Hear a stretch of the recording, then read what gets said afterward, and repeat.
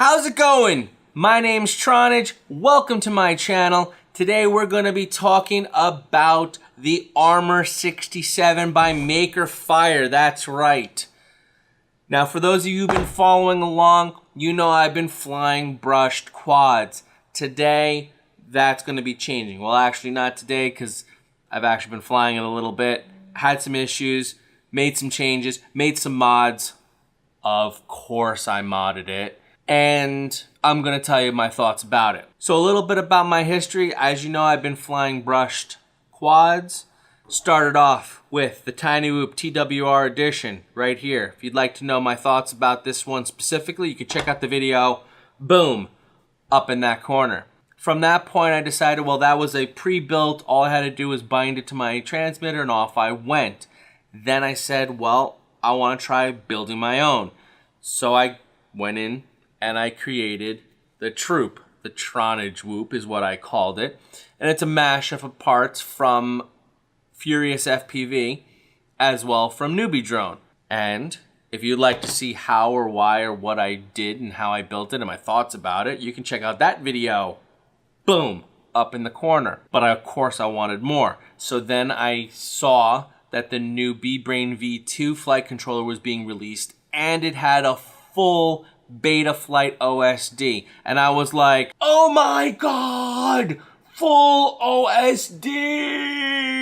So since I could have a full OSD and I could see an artificial horizon and blah, blah, blah, blah, blah, blah, blah, I went for the NewBeeDrone V2, and basically it's a full-on NewBeeDrone setup. But I wanted to now step into something that was brushless. I wanted to see if it's possible to have something in the same form factor that would be able to perform the way as the NewBeeDrone does, but still let me go outdoors, begin exploring and ripping it up, as they say, and learning to do some of these acrobatic freestyle moves like split S's and stuff like that. So I decided to go to something brushless, and hence why I picked up the Armor 67.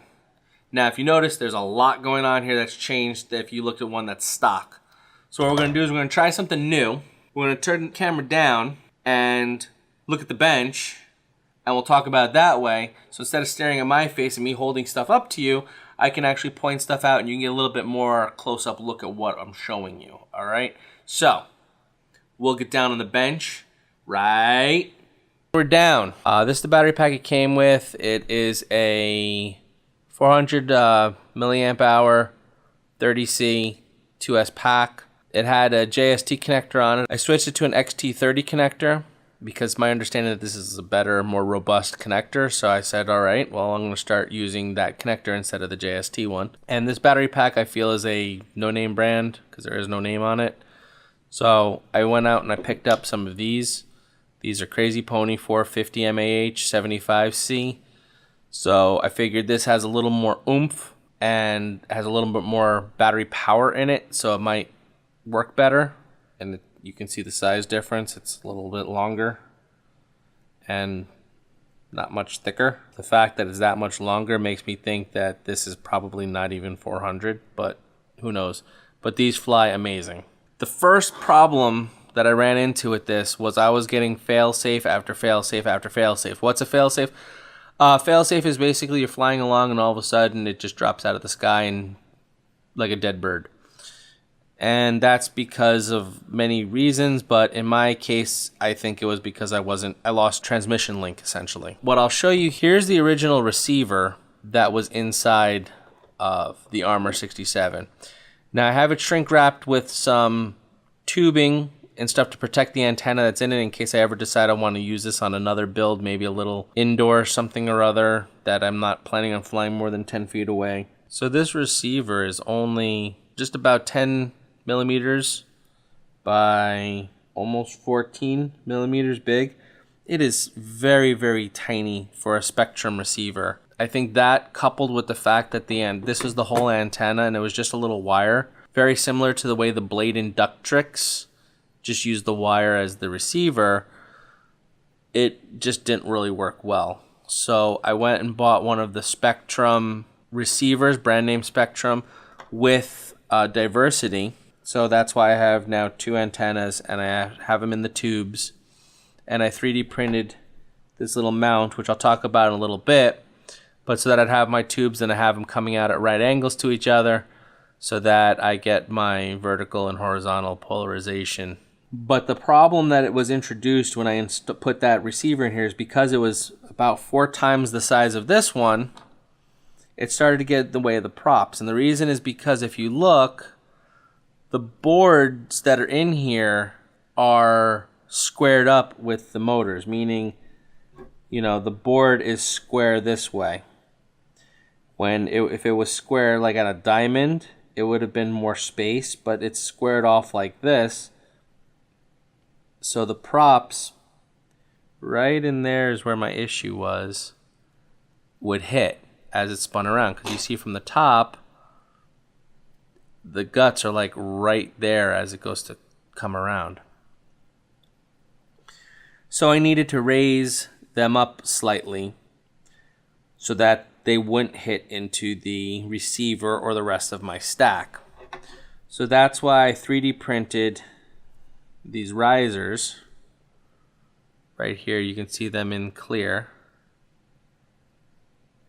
I added those in so that my motors were a little bit higher, as well these landing gear I added also. Picked those up at Banggood.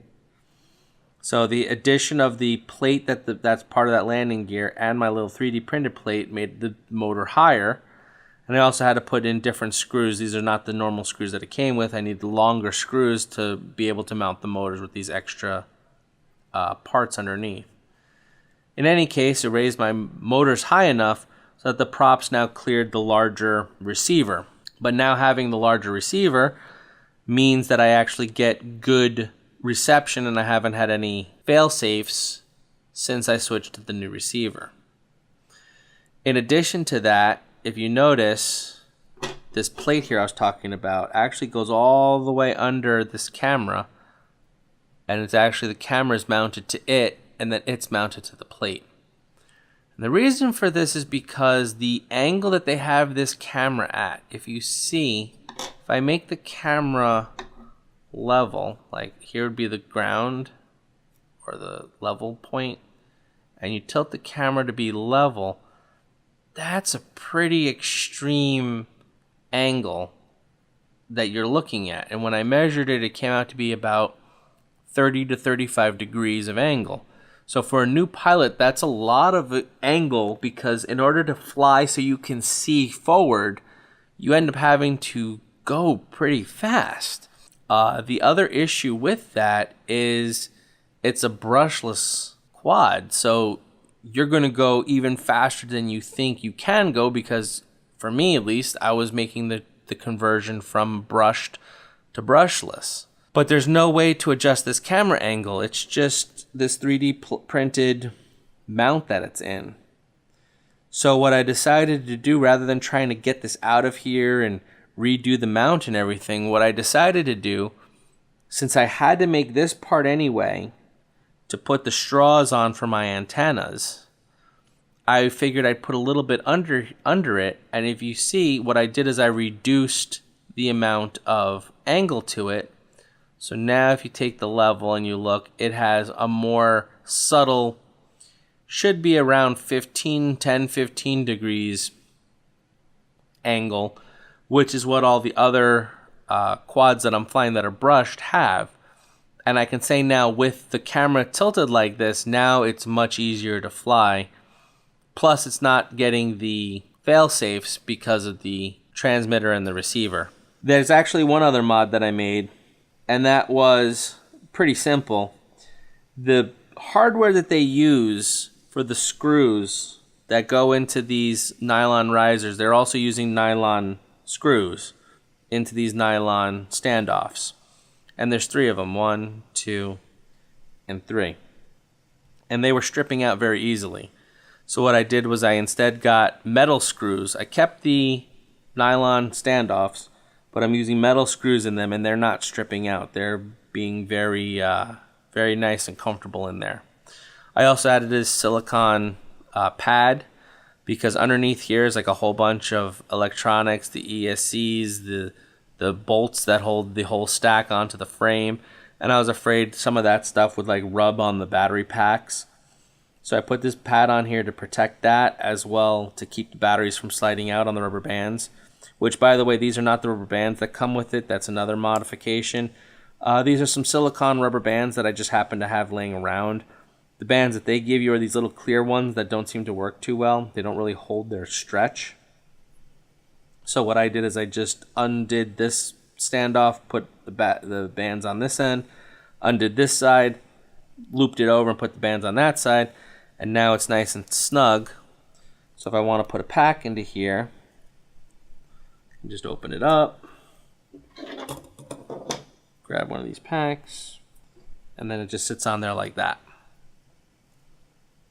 And then off you go.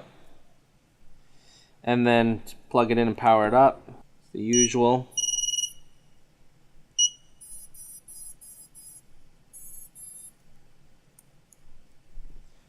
And then you're plugged in and you're ready to go.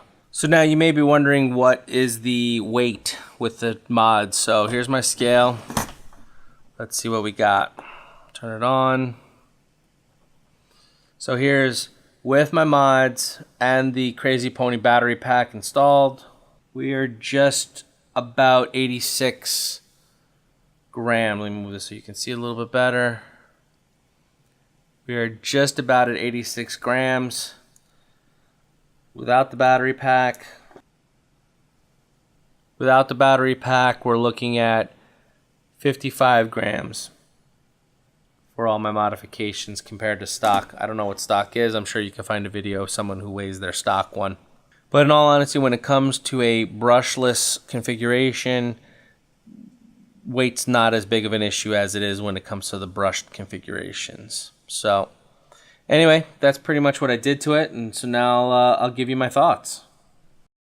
So what do I think? We got the Armor 67 here. Would I recommend this to a new pilot? Probably not. Just for the sake that I had it, I did have to swap out the receiver. Maybe I got a defective one, I don't know. But the receiver just kept dropping it out of the sky, and I just couldn't feel comfortable flying it outdoors. Obviously, being so small, maybe it's designed to be indoors, and that's why it has a very similar antenna to the other brush style of quads. I wanted this to be a little bit of a hybrid between the two places. So now that I have the diversity on there, range is not an issue, but it's also something I wouldn't expect a newcomer to the sport to all of a sudden start digging in there and changing out receivers and things like that, especially on something that's supposed to be more of a bind and fly style quad. I wouldn't really recommend this for a new person, but if you want to experiment with brushless and get your feet wet and have something, you know, small and fun to play with that you can use in both indoor and outdoor environments, I'd say I would get one of these, but just know that you may have to do a lot of tweaking to it to get it to fly the way you'd want it to. And I also wasn't a fan of that extreme camera angle. I'm sure once I do more outdoor flight, I'm going to want that extreme angle. But the goal of this that I purchased it for was to be a hybrid that I'd fly primarily indoors, but at least if I pulled it outdoors, I would have a little bit of punch and be able to do a little bit of something compared to a tiny whoop or compared to a NewBeeDrone or a blade and duck tricks.